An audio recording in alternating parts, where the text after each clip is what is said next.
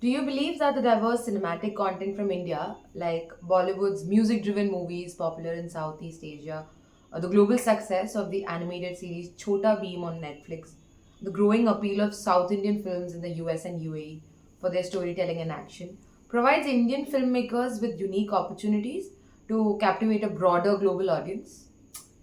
Sure. I mean, yes.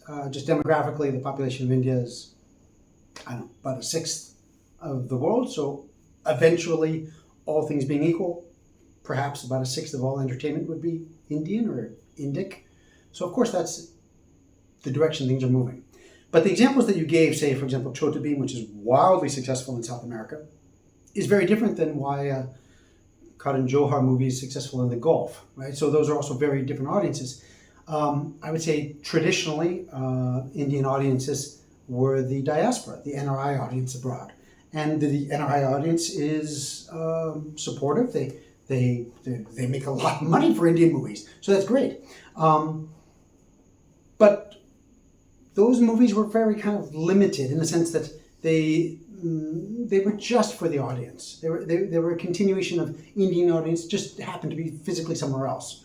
Whereas Chota Beam is a surprise hit. It was made for Indian audiences, but because of a global distributor, Netflix, it's found its tribe, so to speak, people who can resonate with the values that are in those stories, resonate with the animation, the cuteness of the stories, the cuteness of the characters. Those are more universals. Those you don't have to be an NRI to get Chota Beam. In fact, it's probably much more successful in the non-NRI audience than the NRIs. So you have different categories. You also have increasingly something like the pan-Indian movies like Triple R, which are unabashedly, full-on masala Indian movies in which non-Indian, non-NRI audiences are beginning to have a taste for it. There are a lot of Bollywood fans or Indian fans, not just Bollywood Hindi movies, but there are a lot of audiences who are not Indian, increasingly abroad, that enjoy, that will go see those movies in cinemas. In fact, in America, you have every weekend a box office list.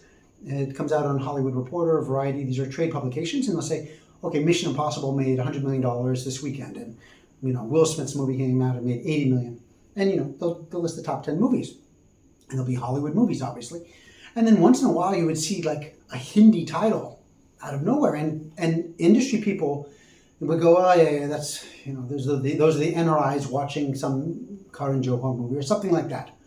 But especially with something like Triple R, for example, that actually stayed in the top 10 for some time, and long enough that it began winning awards, that you actually had very A-list filmmakers, Jim Cameron, Steven Spielberg, go and watch that movie.